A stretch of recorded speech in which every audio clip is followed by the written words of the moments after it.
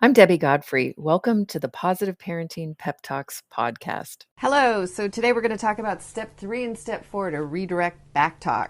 And step 3 is enacting the consequence. So whatever consequence you've chosen, the response needs to be immediate as well as logical.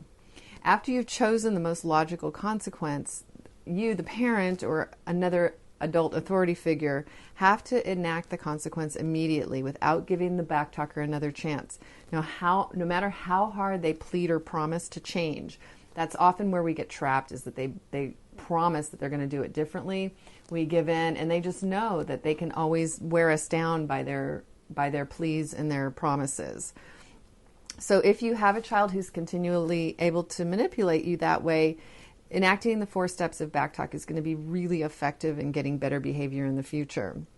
And it's very, very difficult to do this in many situations.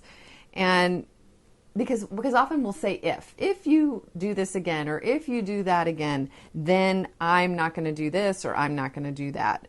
And that bargaining is very futile with most children. And it's futile for 3 reasons. The first reason is it gives them choices. And in the case of Backtalk, the child should have no choice about displaying the behavior. It's unacceptable, period. I mean, and that's why you want to recognize the Backtalk carefully. Make sure that you're really picking things that are absolutely unacceptable, because you need to have that certainty when you're enacting this consequence. If you're wishy-washy, if you're not sure that if it was really Backtalk, it'll be really hard to enact the consequence in this circumstance. The second futility to bargaining is that it puts a child in charge by empowering them as a negotiator. And he's not in charge in the Backtalk situation, the adult is. And the third reason that it's unhelpful is that bargaining buys the backtalker time to manipulate you. If you say something like, if you continue to use that tone of voice, you won't go anywhere this weekend, you're inviting the child to prolong the backtalk. And they know that they can negotiate with you again when the weekend comes and postpone the consequence for a few more days. So if the parent says if to anything, if you say, if you do this, then I'm going to do that, and with an intention to fulfill the ultimatum later, neither the parent or the child can stay connected to what the original backtalk was, and it becomes more confusing for the parent to be able to enact the consequence. So make sure that you're clear, that you've very carefully discerned what the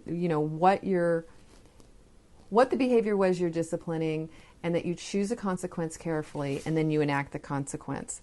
And then the last step is to disengage, and this can be really difficult, because oftentimes you're going to get a kid come unglued. And I'll give you an example of this. My daughter, Michelle, was talking disrespectful to me, and I was about to take her to cheerleading practice. And I said, unfortunately, you're talking really disrespectfully to me, and I'm just not willing to take you to cheerleading practice tonight. And she came unglued, and she was crying and she was screaming, I need to be there, I need to be there. But we had been having the discussions for a long time about the behavior, and I just was at the point, I was reading the book and figuring it out, and I had my little blurb set up, and I actually went outside and sobbed. I mean, it was very difficult to listen to her stress, but I knew I had to stick with it, because if I didn't, she was going to continue to talk more and more disrespectfully to me.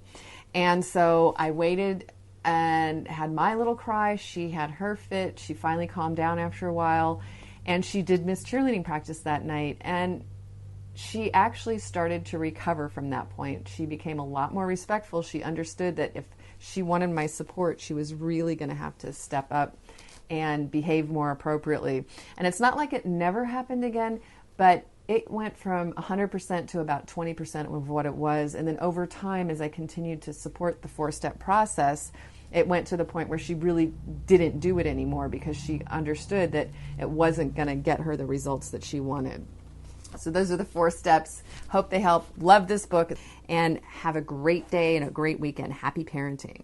I hope you enjoyed today's episode of the Positive Parenting PEP Talks podcast. For those of you that don't know me, I'm Debbie Godfrey, owner and founder of positiveparenting.com. I hope you'll go and check out my website and follow me on Instagram, and let me know about what you thought about today's episode. Did you learn something new? Were you able to do something different with your children? Did you have a success story? Those are my favorite to share. Let me know. Contact me.